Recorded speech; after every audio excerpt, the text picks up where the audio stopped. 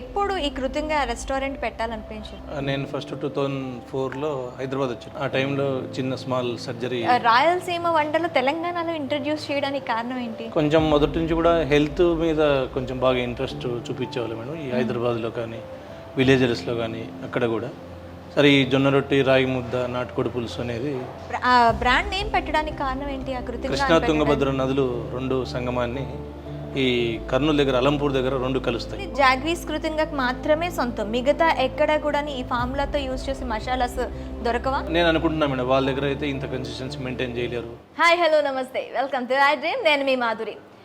మనకి ఎక్కడైనా తినాలి, అది కూడా ట్రెడిషనల్ ఫుడ్ తినాలి, ఇంకా ఫ్యామిలీతో ఒక అంబిషియస్ జోన్లోకి వెళ్ళాలి, పిల్లలతో ఒక సరదాగా గంట 2 గంటల సేపు హ్యాపీగా ఎంజాయ్ చేయాలి అంటే ఒక డెస్టినేషన్ పాయింట్ ఉందండి. జాగ్వీస్ కృతంగా ట్రైన్ రెస్టారెంట్. ఇది హైదరాబాద్లో 12 ప్లేసెస్లో ఉంది. అండ్ విజయవాడ కూడా ఇప్పుడు బ్రాంచ్ జాగ్వీస్ పేరుతో ఈ బ్రాంచ్ మొదలైంది. జడ్చర్ల హైవేలో ఉంది. అలాగే బెంగళూరు అండ్ మైసూర్లలో కూడాను వీళ్ళ బ్రాంచెస్ ఉన్నాయి. మరి ఇంకెందుకు ఆలస్యం, ఒకసారి నేనైతే ప్రస్తుతం రెస్టారెంట్లో ఉన్నాను. ఇక్కడ మనతో పాటు జాగ్వీస్ కృతంగాకి సంబంధించిన మేనేజింగ్ డైరెక్టర్ నరేందర్ రెడ్డి గారు ఉన్నారు. అసలు ఎప్పుడు స్టార్ట్ చేశారు ఈ జర్నీ, ఎలా ఉంది ఈ జర్నీలో? ఆయన మెయిన్ ఫార్ములా మసాలా ఎక్కువగా అంటూ ఉంటారు, ఆయన మెయిన్ ఫార్ములా. ఆ మసాలాకి సంబంధించి కూడాను ఈరోజు ఆయన అడిగి తెలిసేసుకుందాం. ఇంకెందుకు ఆలస్యం, వీడియోలోకి ఎంటర్ అయిపోదాం. నమస్తే నరేందర్ రెడ్డి గారు. అసలు ఎప్పుడు ఈ కృతంగా రెస్టారెంట్ పెట్టాలనిపించింది? నేను ఫస్ట్ 2004లో హైదరాబాద్ వచ్చాను మేడం. ఆ టైంలో చిన్న స్మాల్ సర్జరీ అయిపోయింది నాకు. ఓకే. దాని రెస్ట్ కోసం అని చెప్పి ఇక్కడ వచ్చాను.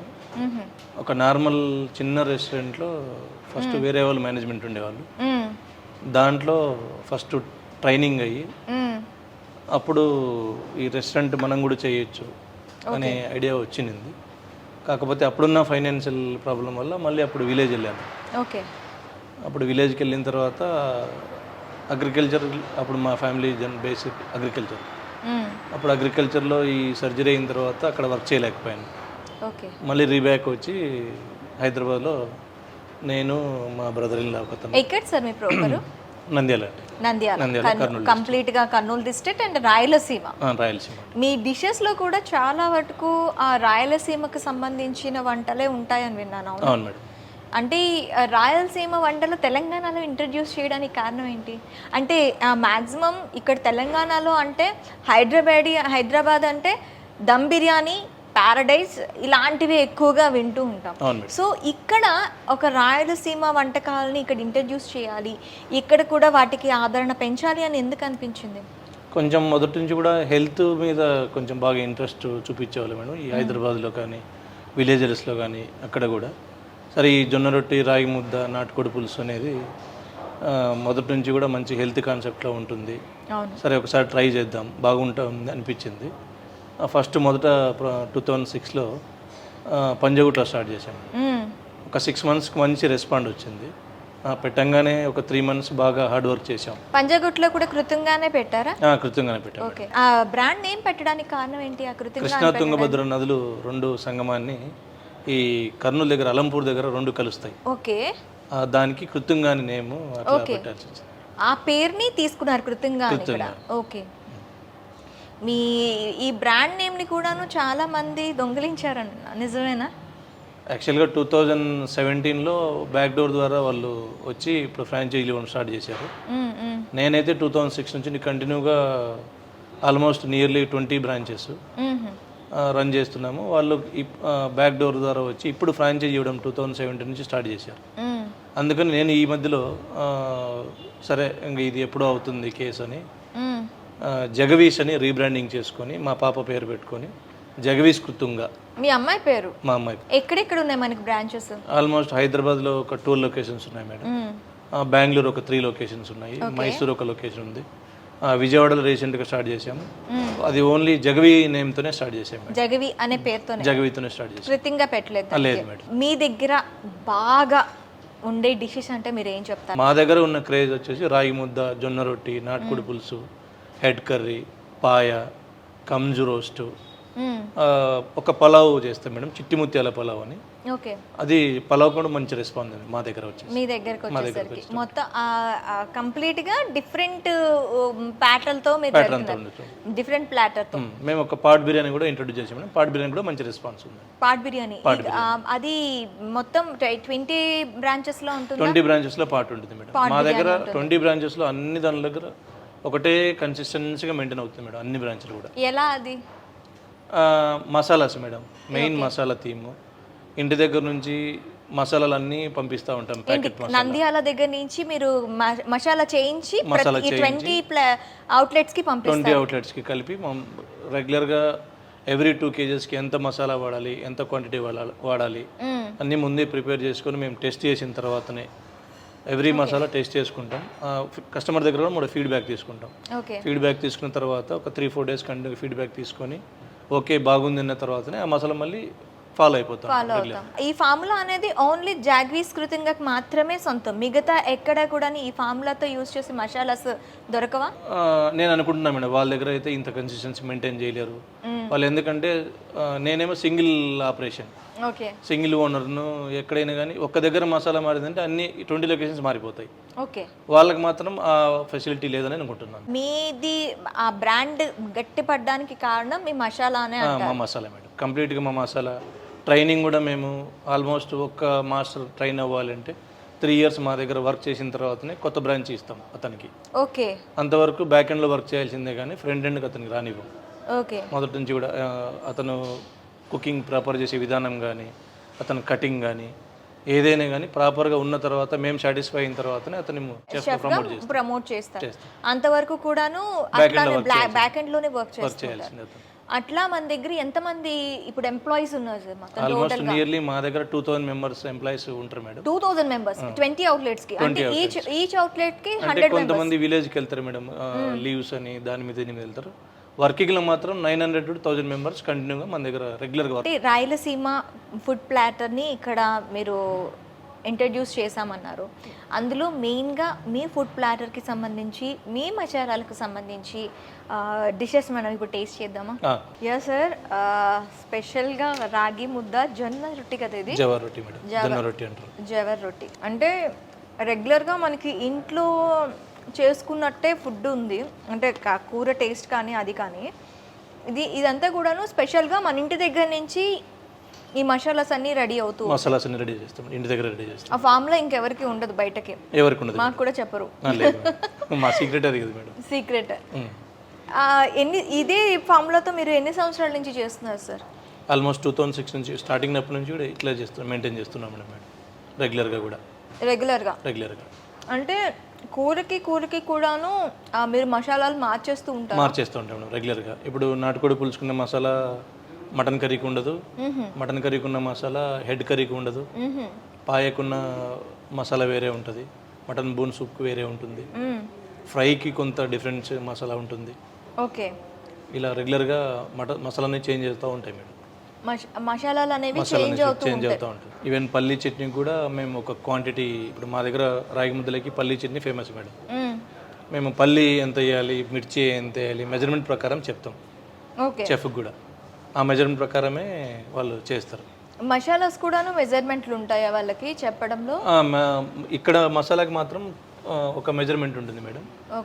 వీళ్ళకి మాత్రం ఇక్కడ ప్రిపరేషన్ చేసే వాళ్ళకి ఓన్లీ వాటర్ క్వాంటిటీ చెప్తాం, ఆనియన్ టమాటో క్వాంటిటీ మాత్రమే చెప్తాం మేడం.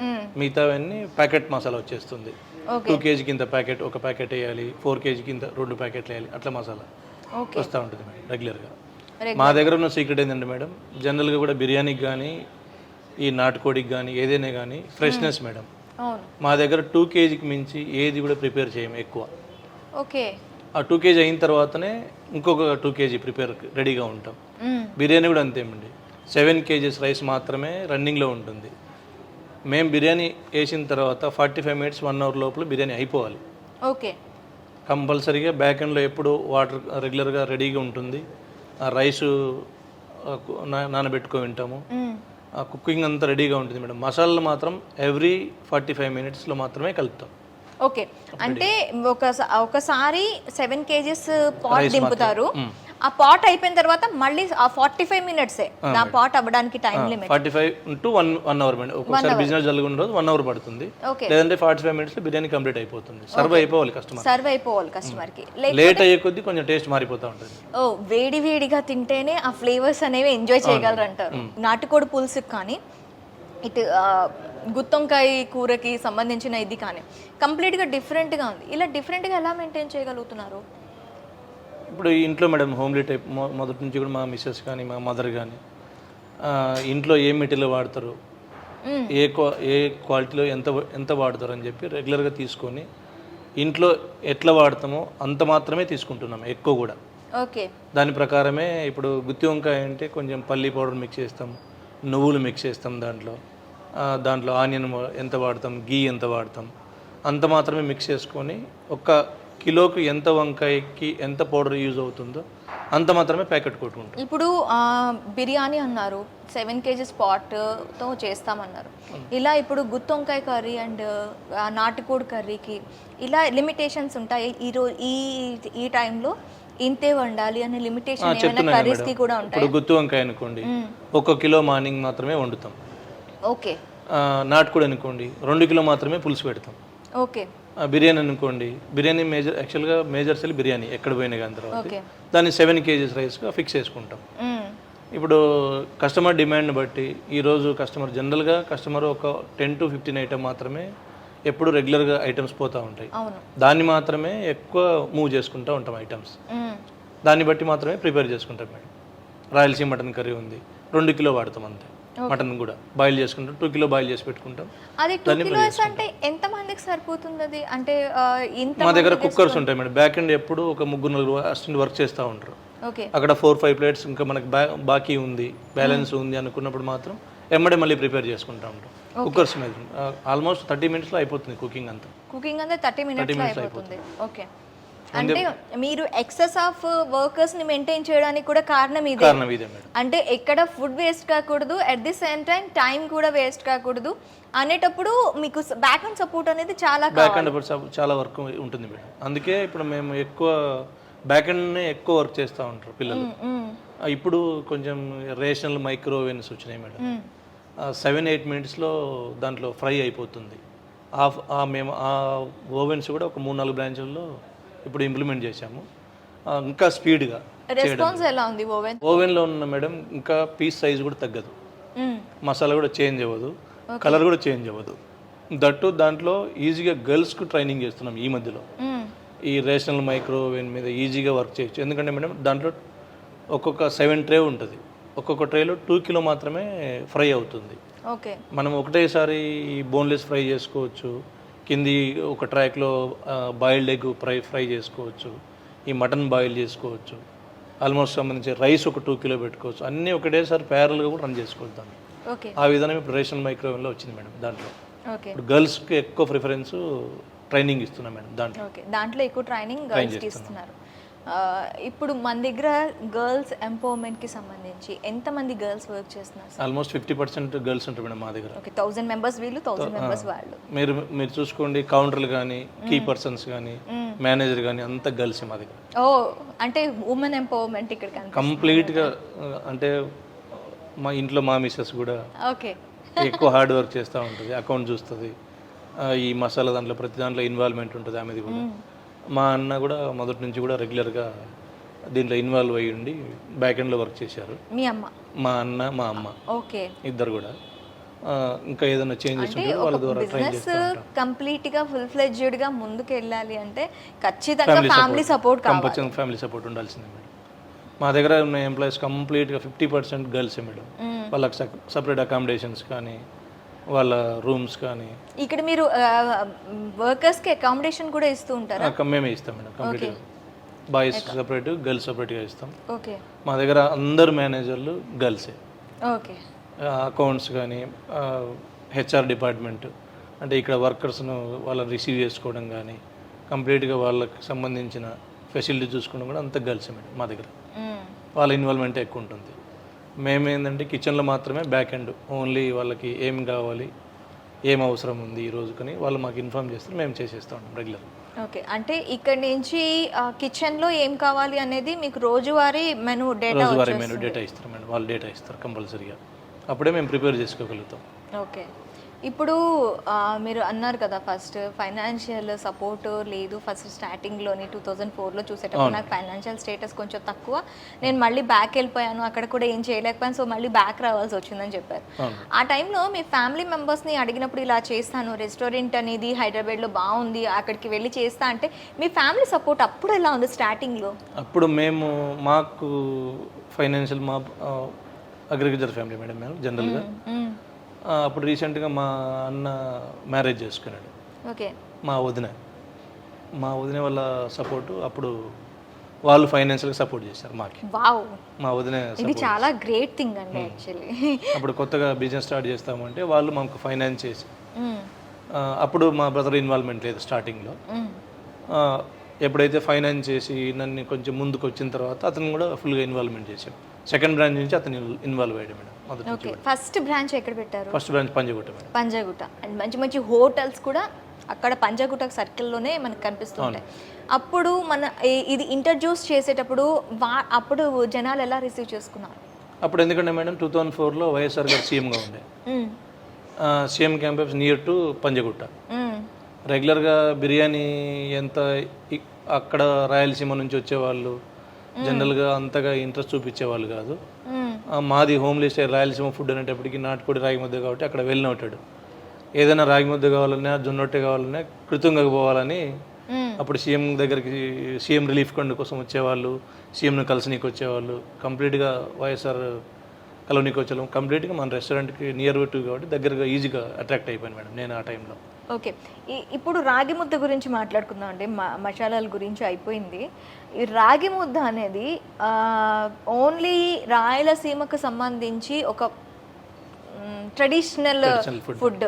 సో ఇది ఇక్కడ ఇంట్రడ్యూస్ చేసినప్పుడు ఎలా అనిపించింది? దీనికి కూడాను మీరు ఏమైనా క్వాంటిటీస్, దీనికి కూడా క్వాలిటీ మెయింటెనెన్స్ ఇలాంటివి ఏమైనా ఉంటాయా? కంపల్సరీ ఉంటుంది మేడం. ఇప్పుడు కర్ణాటక రాగి ముద్దకు మనకు చాలా డిఫరెన్షియేషన్ ఉంది. కర్ణాటక ఏంటంటే ఓన్లీ రాగి పౌడర్ మాత్రం మిక్స్ చేసి హాట్ వాటర్ చేసేవాళ్ళు. అది కొంచెం హార్డ్గా ఉంటుంది మేడం, కొంచెం తినడానికి కొంచెం మింగడానికి కూడా కొంచెం ఇబ్బందిగా ఉంటుంది. దీంట్లో మేము రాగి ముద్దలో కొంచెం రైస్ మిక్స్ చేసి 40% రైస్ 60% రాగి పౌడర్, ఈ రెండు మిక్స్ చేసి కలపడం వల్ల స్మూత్నెస్ పెరిగింది మేడం. దాంతోపాటు కొంచెం గీ మిక్స్ చేస్తాం. దీంట్లో కలిపే రైస్ కూడా కర్నూలు సోనా రైస్ అయితే బాగా స్మూత్గా ఉంటుంది, అందువల్ల కొంచెం సాఫ్ట్నెస్ పెరిగింది. ఎప్పుడైతే సాఫ్ట్నెస్ పెరిగిందో దీనికి ఫుల్ కాల్షియం ఫుడ్ మేడం, అందువల్ల ఎక్కువ లైక్ చేసి బాగా ఇంపార్టెన్స్ ఇస్తుంది తినడానికి. సాఫ్ట్నెస్ ఎప్పుడైతే పెరిగిందో అందరు లైక్ చేస్తారు మేడం. అంటే రాగి ముద్ద అనగానే నేను ఏమనుకున్నా అంటే ఓన్లీ రాగులు పిండి మాత్రమే ఉంటుంది అనుకున్నాను. 40% రైస్ అంటే రైస్ కూడా నూకల్లా చేసేస్తారా లేకపోతే రైస్ నూకల్ని జావగా తయారు చేసి ఫస్ట్ నూకల్ని బాయిల్ చేసుకున్న తర్వాత కంప్లీట్గా మ్యాష్ చేసిన తర్వాత అప్పుడు రాగి పౌడర్ మిక్స్ చేసి కలుపుతాం. దానికి కాంబినేషన్గానే పల్లీ పచ్చడి, ఆ పల్లీ పచ్చడి మంచి కాంబినేషన్గా ఉంటుంది వెజ్. అదేమో మనం కాంప్లిమెంటరీ కింద ఇస్తాం కస్టమర్కి. రాగి ముద్దతో పాటు కాంప్లిమెంటరీ ఇస్తాం. ఇంకా మన దగ్గర మంచి స్పెషల్ డిషెస్ అంటే ఇంకేమున్నాయి సార్? హెడ్ కర్రీ మేడం, తలమాంసం, పాయ, కంజు, జనరల్గా కంజు పిట్ట అంటారు కదా, కంజు పులుసు కూడా మా దగ్గర చాలా బాగుంటుంది. కంజు పులుసు ఎక్కువగా కస్టమర్ వచ్చి రిపీటెడ్గా అడిగే రిపీటెడ్గా కృతంగా అనగానే మేడం రాగి ముద్ద, జొన్న రొట్టి, నాటుకోడి పులుసు, గుత్తి వంకాయ, ఈ 4-5 ఐటమ్స్ మీద ఎక్కువగా ట్రెడిషనల్గా ఉంటుంది మేడం. ఇవి ఎప్పుడు మీకు హాట్ కేక్ లా ఎప్పుడు రెడీగా ఉండాలి. ఇంకా బిర్యానీ అనేటప్పటికి ఆల్మోస్ట్ అందరి దగ్గర బిర్యానీ ఒక విధంగా ఉంటుంది కాబట్టి మా దగ్గర మాత్రం కొంచెం పాట్ బిర్యానీ ఒకటి, ఈ చిట్టి ముత్యాల పలావ్ అనేది స్పెషల్గా దొరుకుతుంది. మంచి ట్రెడిషనల్కి ఒక స్పాట్ ఏదైనా ఉంది అంటే అది మాత్రం జాగ్వీస్ కృతంగా మనకి హైదరాబాద్లో చూసారు కదా.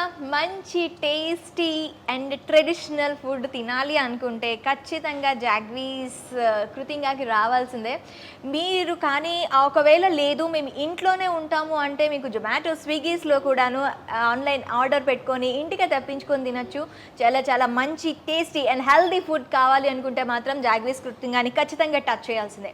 మనకి హైదరాబాద్లోకి సంబంధించి మొత్తం 12 బ్రాంచెస్ ఉన్నాయి. హైదరాబాద్తో పాటు ఇంకా 4 చోట్ల వీల్ బ్రాంచెస్ ఉన్నాయి. జడ్చర్ల, విజయవాడలో మాత్రం జాగ్వీస్ పేరుతో ఈ బ్రాంచ్ ఉంది. ఇకపోతే మనకి బెంగళూరు, మైసూర్లో కూడాను వీళ్ళ అవుట్లెట్స్ ఉన్నాయి. మీరు ఎక్కడికైనా వెళ్ళి జాగ్వీస్ కృతింగాలో టేస్ట్ చేస్తే, ఒక్కసారి వెళ్తే మళ్ళీ రిపీటెడ్గా మీరు అక్కడికి వెళ్ళి టేస్ట్ చేసే అంత క్వాలిటీని, క్వాంటిటీని వీళ్ళు మెయింటైన్ చేస్తున్నారు. ఇంకెందుకు ఆలస్యం, ఒకసారి విజిట్ చేయండి.